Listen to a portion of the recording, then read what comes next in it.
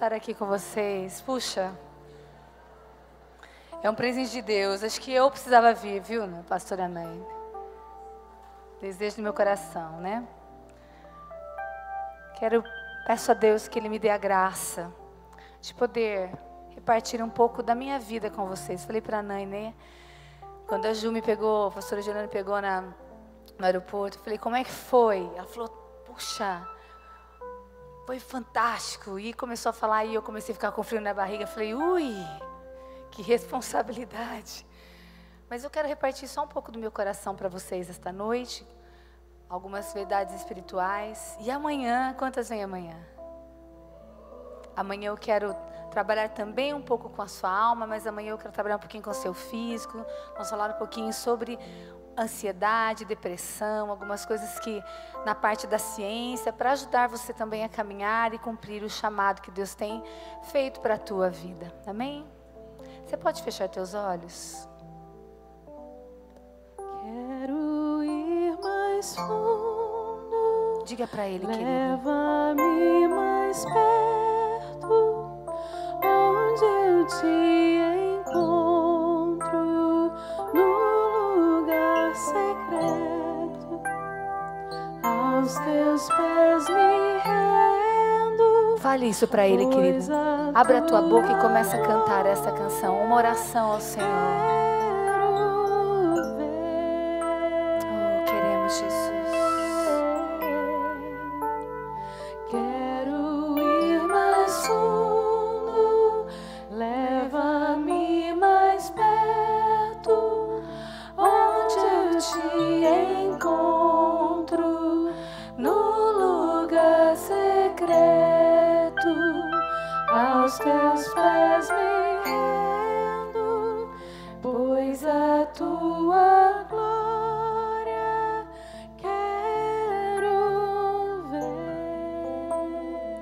existe um lugar, querida. Existe um lugar onde Deus encontra o homem. E a palavra de Deus nos diz que este lugar se chama altar. O altar não é algo apenas físico, estrutural. Mas o altar é o lugar onde Deus vem para mudar destinos daqueles que aceitam o convite de irem até aquele lugar. E quando nós estudamos a palavra de Deus, desde o Antigo Testamento até o Novo Testamento, no transcorrer da história, nós observamos muitos homens e mulheres de Deus indo para este lugar, e lá sendo tratados, e lá sendo mudados por Deus, na sua história. No hebraico, queridas, altar é uma palavra, acho que vai estar passando na TV para vocês, né? Que se chama misbeá. Misbeá vem do verbo zavá, que significa lugar de sacrifício. Lá é um lugar aonde eu e você vamos para nos consagrar, para nos entregar, para sacrificar aquilo que tem que ser sacrificado, para nos relacionarmos com Deus. E é um lugar onde nós fazemos a aliança. É no altar que Deus fala conosco. É no altar onde nós demonstramos nossa aliança e Ele conosco, e onde Ele manifesta as suas promessas. Na palavra de Deus existem vários exemplos de altares. Eu quero que você acompanhe esse raciocínio comigo. A minha pregação é muito ensino, eu sou muito professora. Esse é o dom que Deus tem me dado. Então você vai ver que eu tenho o começo, 1, 2, 3, 4, 5, e você vai conseguir entender, ok? Então eu estou tentando mostrar primeiro para você, dar embasamento bíblico, como é importante nós conhecermos e estarmos em disciplina indo para este lugar. E nós vemos, eu vou citar 4 exemplos sobre o altar. O primeiro altar que eu quero que você veja na palavra de Deus é em Éden. Gênesis capítulo 3, versículo 8. Diz que ouviram a voz do Senhor Deus que passeava no jardim pela viração do dia. E esconderam-se Adão e sua mulher na presença do Senhor entre as árvores do jardim. Quando Deus vinha falar com Adão e Eva, lá era levantado um altar. Toda vez que Deus vem e fala com você, se você veio esses 2 dias de conferência e Deus falou especificamente com o seu coração, você esteve presente em um altar nesses dias. No tabernáculo, em Êxodo capítulo 25, versículo 17, nós demos também um exemplo. Também farás um propiciatório, um altar de ouro puro. E o seu comprimento será de 2 côvados e meio, e a sua largura de 1 côvado e meio. Esse é o momento em que Deus falava como que tinha que ser feito o altar. Um outro exemplo, no sonho, Gênesis 28, de 11 a 17, eu não vou ler tudo isso com vocês, mas eu quero que vocês lembrem da história. Acontece que quando Jacó encontra Deus, quando ele fugia do seu irmão, e sonhou com uma escada que subia até o céu. Então ele fala lá no versículo 16, acordando pois Jacó de seu sono, disse: na verdade o Senhor está neste lugar e eu não sabia. Na nuvem, Êxodo 19, 9, onde Deus demonstrava que estava com o povo e dava confiança nele. Por exemplo, diz: e disse o Senhor a Moisés: eis que eu virei a ti numa nuvem espessa, para que o povo ouça, falando eu contigo, e para que também te creiam eternamente, porque Moisés tinha anunciado as palavras do seu povo ao Senhor. Queridos, altares, eu podia passar a noite dando exemplos bíblicos para vocês de altares. O que eu quero que você entenda, que altar não é um lugar específico. O altar é onde está a presença de Deus e aonde você encontra com Ele. E a palavra de Deus nos diz que eu e você somos peregrinas nesta terra. Um dia você nasceu. Eu nasci então em 1965 e comecei minha jornada. E a palavra de Deus diz que eu sou uma peregrina, assim como você. Se você procurar a palavra peregrino no dicionário, é alguém que vive num lugar sem direito à cidadania. Não lhe é permitido fixar raízes.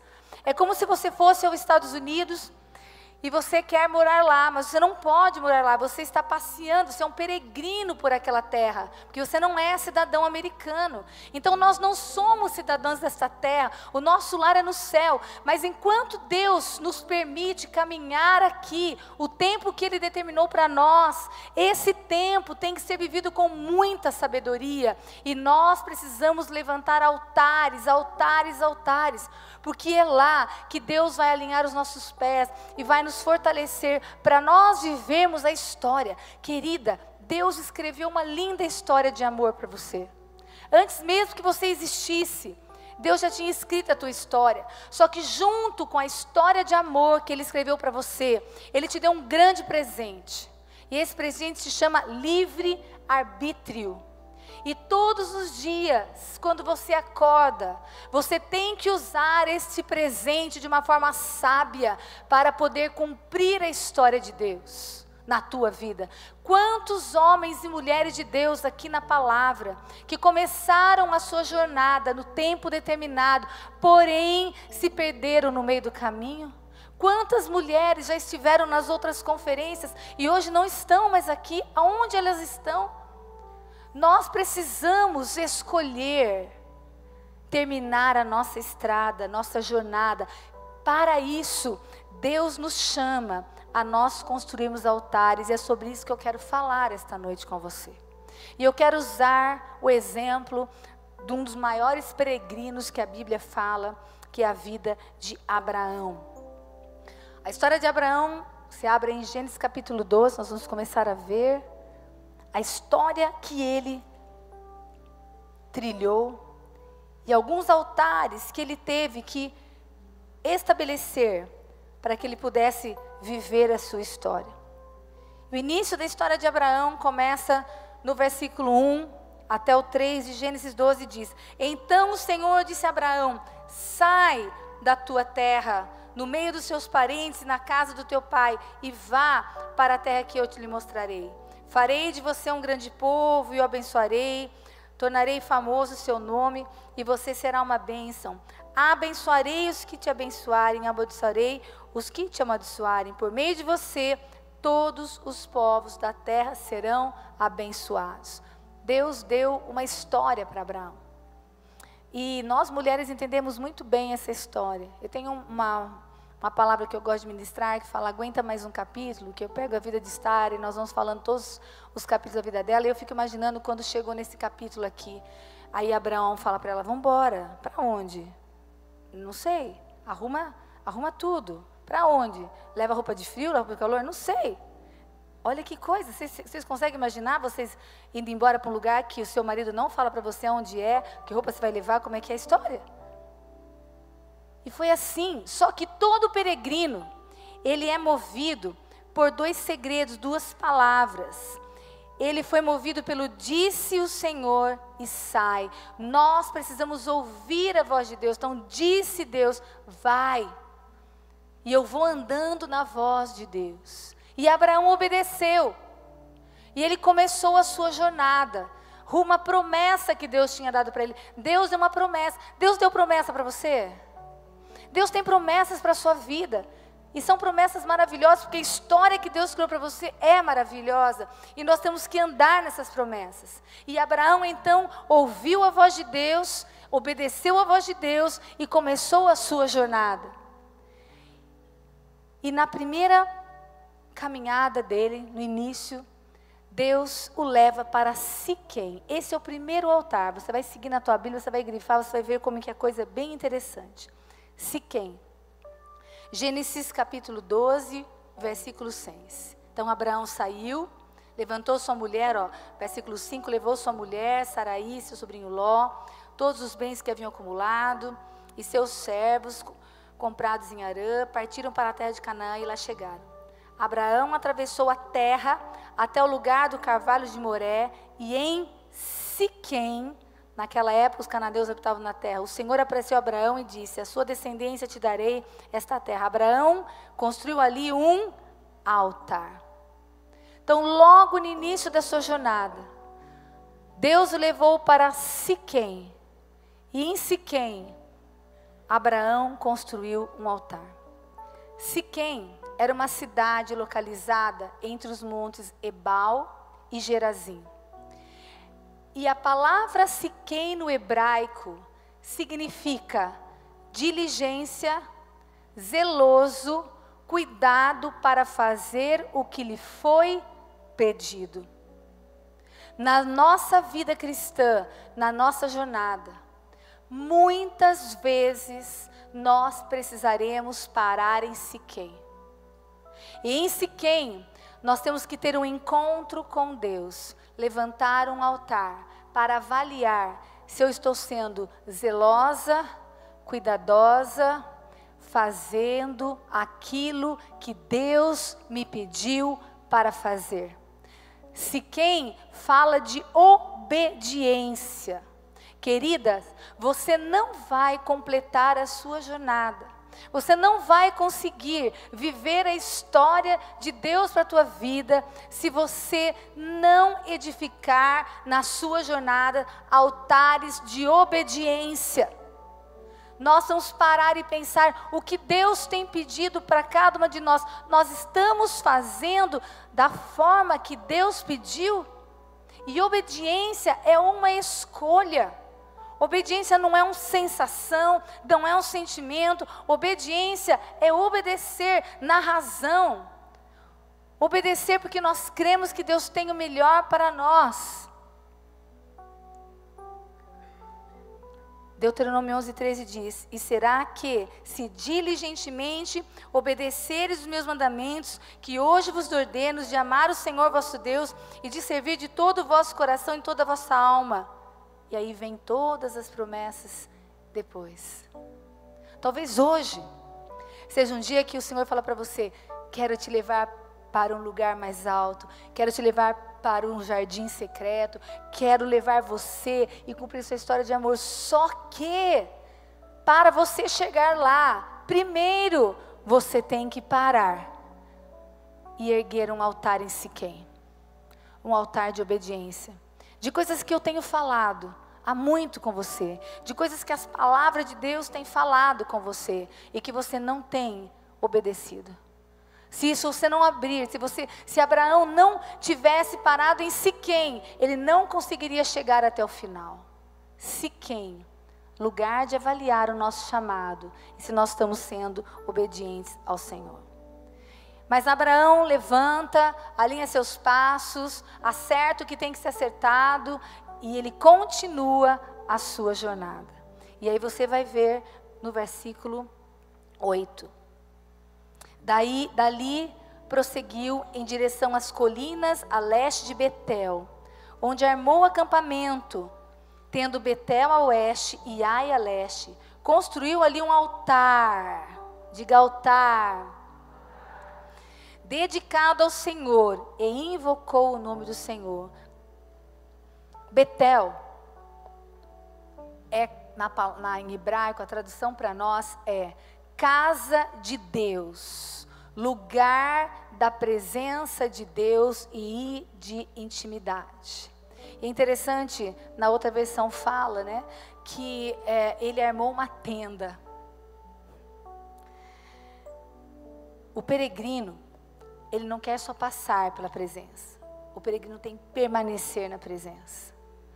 Esse é um altar que nós temos que levantar para buscar a intimidade, que é o que nós estamos buscando aqui no congresso. Quero ir mais fundo, para um lugar secreto, intimidade. Eu tenho certeza, cada dia mais,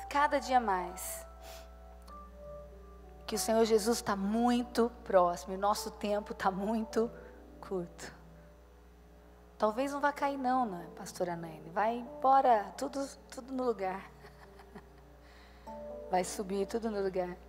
Esses dias eu preguei para os jovens lá na igreja, aí eles me convidaram, eu falei, e me deram um tema, né? Que era os sinais. O que é para falar, pastora? O tema é os sinais, né? Falei, nossa, deixa eles comigo, eu vou moer esses meninos hoje. E aí eu peguei, estudei de A a Z, escatologia, peguei tudo que vocês podem imaginar, peguei todas as coisas que já se cumpriram, fiz um monte de coisa, peguei na internet, fiz um auê, fiz um teatro. Os meninos iam afundando na cadeira, dava até medo. Mas a história que eu queria que eles soubessem, que tudo se cumpriu para o arrebatamento da igreja, pode ser hoje. E aí? É o tempo. É muito legal você ver o relógio, é o tempo. Queridas, nós não temos mais tempo a perder, nós somos a noiva. E nós precisamos casar com o noivo que nós temos intimidade. Você não casa com alguém que você não conhece. E você não vai conhecer o teu noivo aqui somente. Aqui também você o vê, aqui também você o sente. Mas relacionamento é pessoal, é íntimo, é obediência. E interessante que Betel vem depois de obediência. Esses altares são crescentes. Você sabe, queridas, algumas vezes eu fico imaginando Jesus sentado do lado da minha cama, e eu dormindo. E aí eu fico imaginando ele falando assim, ela vai acordar. E aí eu acordo, e ele já sorri para mim, mas eu não olho na cara dele, porque eu estou perdendo hora. Então eu vou para a minha cozinha, e eu tomo a minha água com, quem se me aparece? Com limão, e 10 gotas de própolis para limpar meu sangue, porque eu quero viver bastante. E aí eu tomo meu café preto sem açúcar, porque amanhã eu vou contar novidades para vocês, que vocês vão ficar doidos sobre telômeros, genéticas, vai ser, Então eu já tomo meu café sem açúcar, porque eu quero viver bastante. E aí eu ponho um negocinho lá que eu descobri, que é maravilhoso, que me deixa pilhada, que chama Brain Octane, vou te contar para vocês, se seu filho mandar trazer, Eu subo nas paredes quando eu tomo esse negócio, fico assim, no meu café. E eu não como pão, né, porque trigo da barriga, e envelhece, e eu faço meu vinho, minhas coisas. E eu imagino Jesus andando atrás de mim, e ela não vai falar comigo? Aí eu vejo minha cachorra vira-lata, ela vem, eu dou uma comidinha para ela, aí eu vou para o consultório, eu falo bom dia para a secretária, aí eu começo a atender meus pacientes, um atrás do outro, e não ouso olhar para a cara do meu noivo, que eu digo tanto que o amo, que levanta as minhas mãos na igreja. Queridas, Noiva. Obediência não é sensação, não é arrepio. É obediência. Nós não podemos ousar levantar da cama, pôr o pé no chão, sem olhar para o rosto do nosso noivo. E conversar com Ele antes mesmo de qualquer coisa. E entregar o nosso dia a Ele. E falar com Ele. E ler a palavra de Deus. Quando Deus começou a falar isso comigo, faz 3 anos, que Deus puxou minha orelha nisso, especificamente. E eu comecei a fazer minha devocional. E pensa que é fácil acordar às 5h30, 6 da manhã para ler a Bíblia? Vocês acham que é fácil, gente? E eu comecei a fazer e comecei a passar. E hoje faz 3 anos que eu faço minha devocional. E libero para as minhas meninas, que liberam. E a gente vai passando. E o meu trato com elas é: ninguém sai de casa. Ninguém sai de casa sem meditar na palavra de Deus. Então eu gravo no celular, porque se ela estiver no ônibus, ela vai ouvindo a palavra. Porque nós precisamos em ser obediência. E aí vira hábito. E aí você se apaixona diariamente pelo seu noivo. Intimidade. Intimidade. É uma questão de escolhas. Tem um versículo do Salmo 103, versículo 7, que diz que o Senhor fez conhecidos os seus caminhos a Moisés e os seus feitos aos filhos de Israel. Feitos fala de o que Ele fez. Muitas de nós sabemos o que Deus fez. Que Deus criou o céu, a terra, Ele cura, Ele dá coisas boas, Ele abençoa a vida da pastora Nani. Eu preciso de uma dessa. Ora por mim, você põe a mão na minha cabeça? Depois, e a irmã do salão também põe a mão na minha cabeça? Porque alguém lá tem que ter esse sonho em revelação. Por favor, necessário. Se vier um botox junto, melhor ainda. Mas os caminhos, os segredos, são para aqueles que têm intimidade. Então, se você quer saber os caminhos da sua vida e os segredos que Deus tem para você, é intimidade. Eu quero as minhas meninas aqui. Vocês viram que é tudo de última hora, né? Quem são as 5 meninas que vão me ajudar? Eu quero mostrar uma coisa para vocês teológica. Na teologia, os teólogos descrevem, e eu vou explicando para vocês, vão descobrir agora o que vocês vão fazer. Mas eu vi que vocês dançam super bem, vai ser tudo certinho, tá bom? Na teologia, existe uma descrição que eles falam que na eternidade existiu um movimento. E esse movimento chama-se pericorese. Alguém já ouviu falar de pericorese? É um movimento que os teólogos falam que existem uma dança na eternidade. Vamos ver. Ela vai ser nós, você e eu. Vai representar a humanidade, eu e você, tá bom? Você vai ser Jesus. Olha que honra. O pano vermelho vai ser seu. Tem um, né? Jesus, Filho. Você é o Espírito Santo. Pai, Filho, Espírito Santo. Sobrou uma. Vocês duas, então. Homem e mulher. Pronto. Tá certo. Fiz conta errada aquela hora, Silvia. Loira, 53. Jesus. Não tomei o branco que tenho. Não tomei café porque eu ia depois eu ia dormir, então. Pai, Filho e Espírito Santo. Então, vamos fazer o seguinte. Ele vai aumentar o som um pouquinho. E eu quero que vocês se incorporem mesmo. Que na eternidade existe uma dança. Do Pai, do Filho e do Espírito Santo. E a Bíblia não, os teólogos falam que esta dança, essa comunhão entre eles, vamos dar as mãos às 3, como se fosse uma dança de roda, pode pôr um sonzinho. E é perfeita, eles dançam na eternidade, um olha para o outro, um completa o outro, pode dançar. Eles são perfeitos, eles não precisam de nada. Eles são perfeitos, a alegria, a paz, eles não têm falta, é uma coisa ótima. Porém, o Pai olha para o homem e para a mulher. E de repente, quando eles olham para nós, vocês são os homens e a mulher. Vocês estão tristes, com angústias, ansiedades, depressões, tristezas, raivas, traições, mágoas, doenças. E de repente esta dança, o pai olha. Quem é o pai? O pai olha e já esta dança passa a não ser mais perfeita.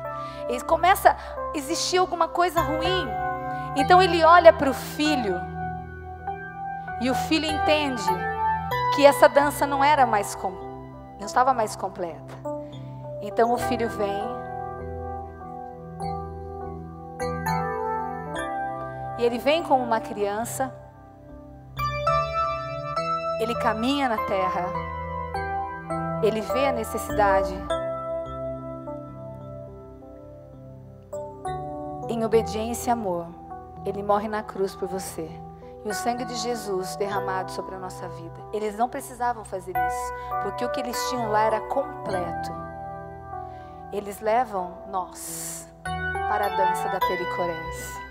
E agora, a dança da pericorese é completa, porque eu e você, pelo sangue de Jesus, estamos para toda a eternidade com Pai, Filho e Espírito Santo.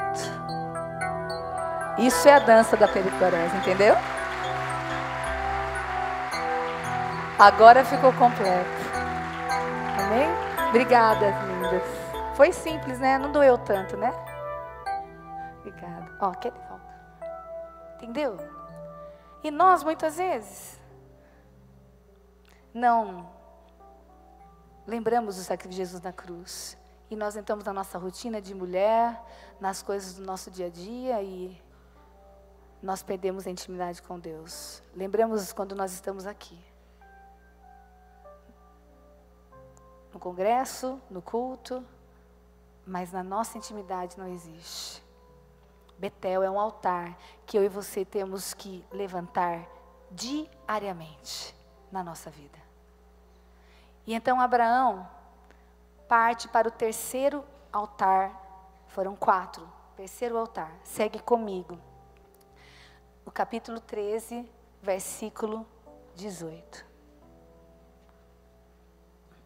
Então Abraão mudou o seu acampamento e passou a viver próximos aos carvalhos de Manre, em Hebrom, aonde construiu um altar dedicado ao Senhor. Esse foi o terceiro altar que Abraão levantou. Uma região perto dos carvalhos de Manre, que ficava a 36 quilômetros de Jerusalém.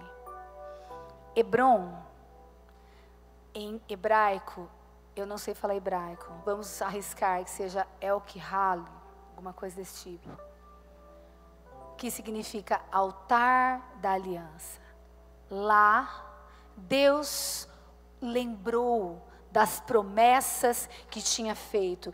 Isso aconteceu logo depois que Ló se aparta dele. No versículo 14, Ló se apartou dele. E então Deus fala para ele: levanta agora os teus olhos e olha desde o lugar onde estás para o lado do norte, do sul, do oriente e do ocidente. Estou lendo Gênesis capítulo 14, 13, capítulo 13, versículo 14, 15. Porque toda esta terra que vês, te hei de dar a ti, a tua descendência para sempre.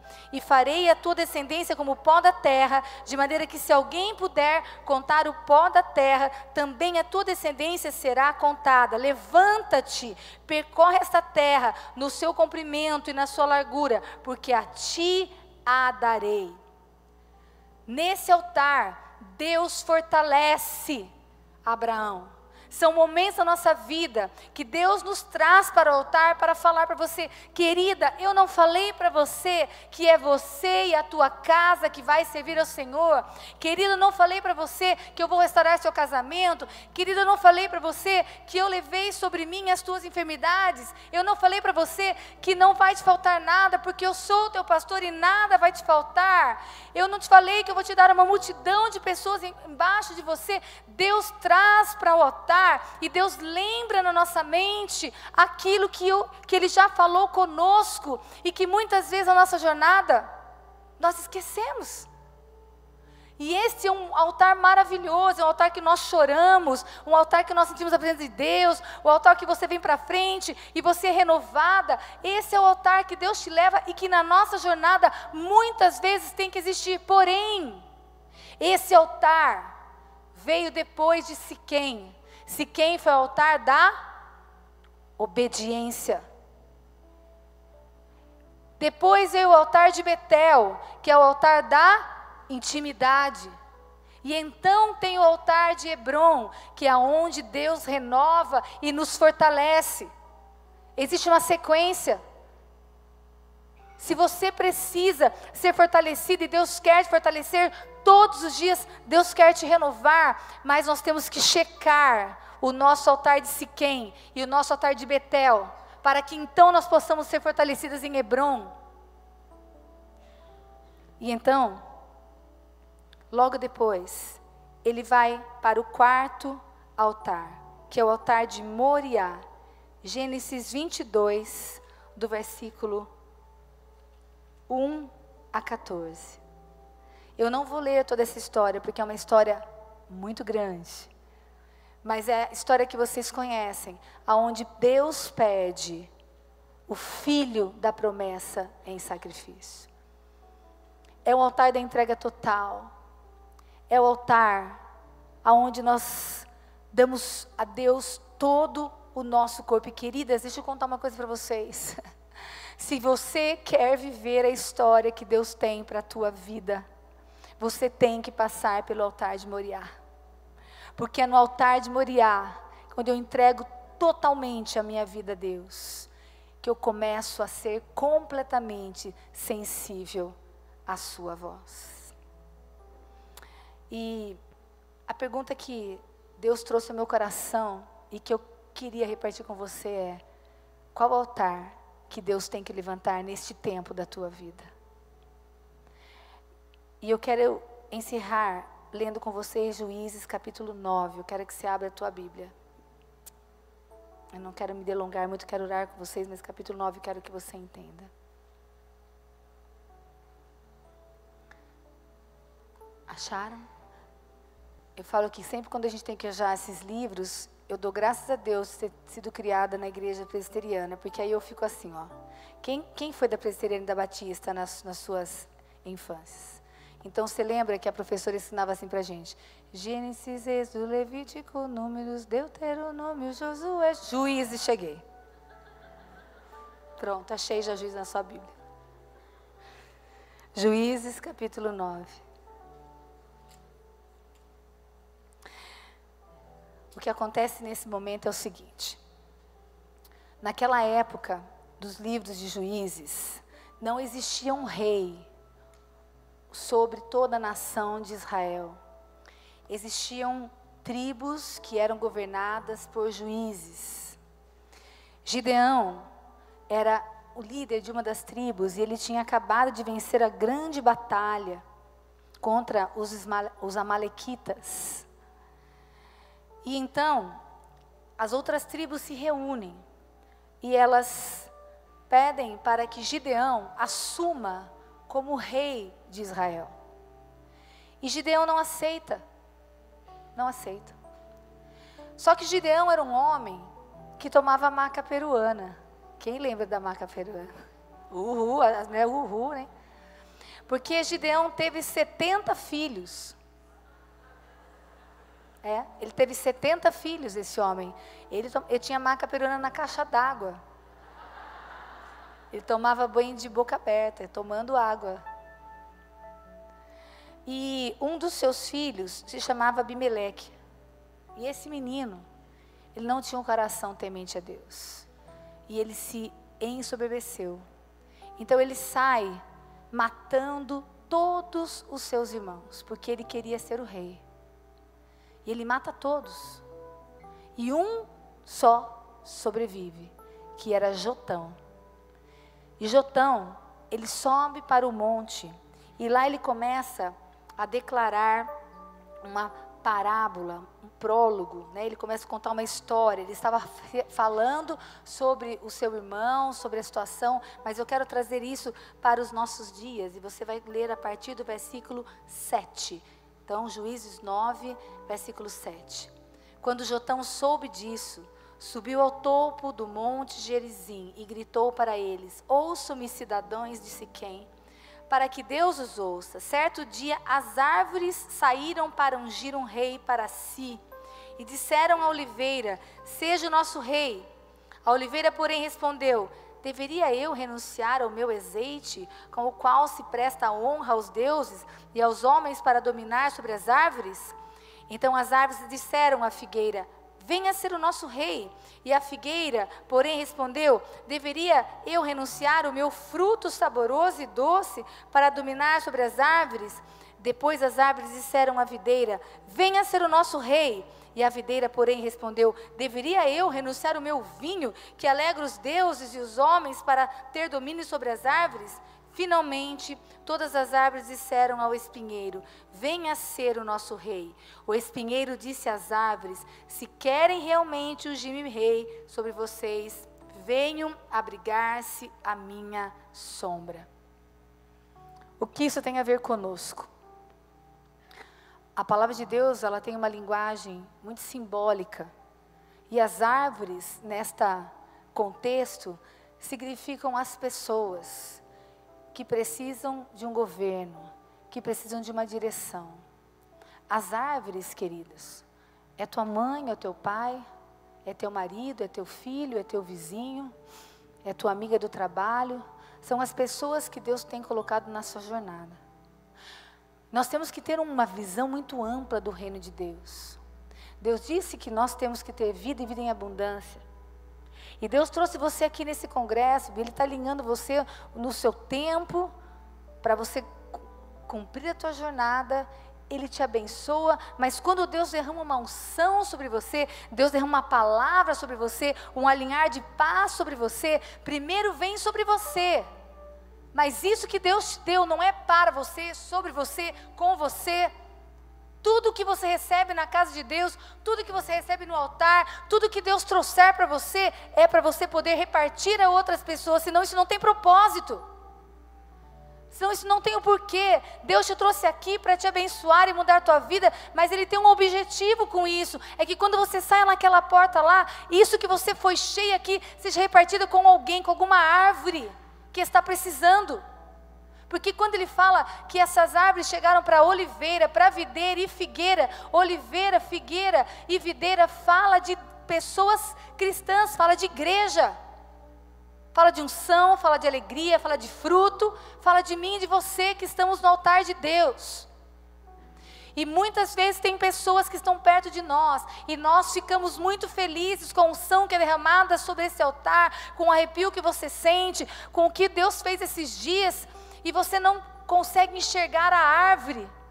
E diz aqui que se nós também somos árvores, videira, figueira, oliveira, não assumimos o nosso papel, essas outras árvores vão entrar embaixo de um espinheiro. E eu pergunto para vocês, espinheiro da sombra, o que um espinheiro faz? Ele machuca, ele corta, ele rasga, ele fere. Tem pessoas ao nosso redor, que pastora Naine não toca, que pastora Silvia não toca, que pastora Ju não toca, Andréia não toca, Tânia. Desculpa, Tânia. Leve em consideração minha loirice 53, tá? Não toca, porque não conhece. É você que toca. Tem pessoas que estão sendo arranhadas e machucadas, porque nós, videiras, figueiras e oliveiras, não estamos oferecendo abrigo. Então não tem porquê. A unção que você busca aqui é para abençoar, querida. Aquilo que Deus está dando aqui para você, de alinhar teu tempo, é para abençoar, querida. Não é para você. É para você repartir. É para alcançar outras pessoas. Sabe, uma vez, eu tive uma experiência na minha vida. Meu filho mais novo, hoje está com 19 anos. Eu tenho um Lucas, lindos os meus 2 filhos. Lindos, solteiros. Só tem uma coisa, não pode falar leite quente. Essa é uma história minha. A pretendente não pode falar leite quente. Cadeira. Ele era pequeno, Samuel. E eu contratei uma menina para olhar ele, né? Ajudar a olhar. Essa menina tinha 15 anos. E ela trabalhou na minha casa por 4 meses. E eu, já pastora, nutricionista, correndo, a minha vida é bem corrida, fazendo a obra de Deus na igreja, no consultório. Mas Joyce estava na minha casa. E esses 4 meses, eu não parei um dia para falar de Jesus para ela. E ela saiu da minha casa, que ela teve um problema de saúde, e ela morreu.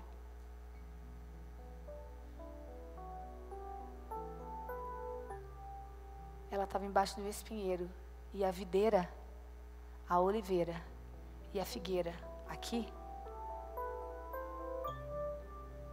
recebia as coisas de Deus, a unção. Quantos moveres de Deus vocês já passaram? Eu passei mover de Deus em que os dentes ficavam de ouro. Vocês passaram por isso? Eu passei mover de Deus que eu ministrava louvor e a minha mão fazia assim e saía um pó de ouro. Eu passei mover de Deus que a gente ia para o monte orar e os gravetos acendiam. E a gente levava para casa o graveto acendido. Passei mover de Deus em que a gente orava e o teto balançava e eu me enfiei embaixo da cadeira. E o vento soprava num lugar fechado e que meu cabelo levantava. Eu já vi cruzadas em que pessoas levantaram da cadeira de roda. São moveres, são ondas que vêm sobre a igreja, e eu participei dessas ondas pelo tempo de estar caminhando com Deus. Mas o mover que Deus quer agora, querida, é você falando de Jesus para as pessoas. É você não deixar uma Joyce passar pela tua vida sem falar de Jesus para ela. É a sua diferença de um sorriso quando você sobe no ônibus e fala bom dia para o motorista. Você não precisa ter um microfone na mão. É você levar um bolo para a sua vizinha. É você dar um abraço e liberar uma ocitocina. É você derramar a tua unção que você recebe aqui para outra pessoa. Este é o mover da igreja dos últimos dias. É o amor, é a compaixão. Eu não quero ficar fora disso. Eu não preciso ter meu dente mais transformado de ouro. Eu não preciso de alguém que vai pôr a mão na minha cabeça, vai me dar algumas vezes é bom. É muito bom. Eu fui pregar numa igreja do Reteté, domingo, final de semana, né? Aí eu contei para as meninas que eu viajo muito, as pessoas me convidam e eu não conheço muitas igrejas. Então a gente viajou, era um do Reteté mesmo, sabe? Aí eu comecei a chegar lá, na hora que eu sentei, eu comecei discretamente a tirar o alian, peguei o batom, limpei o batom, baixei a saia, né? Já estava comprida. Mas aí eu estava da saia assim de elástico, né? Aí eu baixei para ficar aqui. E a blusa cobriu, ninguém percebeu. E a mulher veio e deu uma palavra para mim. Eu estava precisando da palavra dela. Mas eu não preciso disso. O que eu preciso é obediência, Betel, fortalecimento das promessas e sacrifício. E ser luz do mundo e sal da terra. A minha palavra é muito simples. Eu sou muito simples. Vocês acham que eu sou perua, mas eu sou muito simples.